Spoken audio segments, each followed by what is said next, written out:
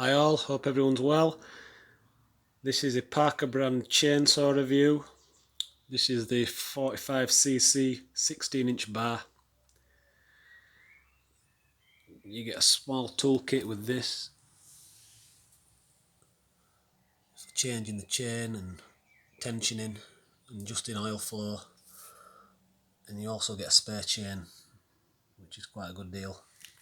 This costs around £90 to £100, so for this kit it's quite a good deal.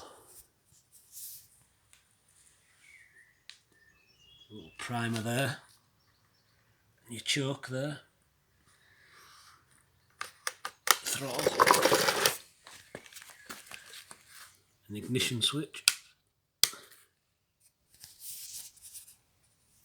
That's where your fuel goes in there.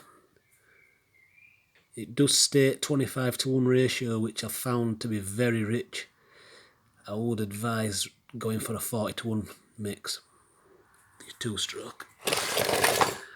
And there, obviously, where your bar chain oil goes.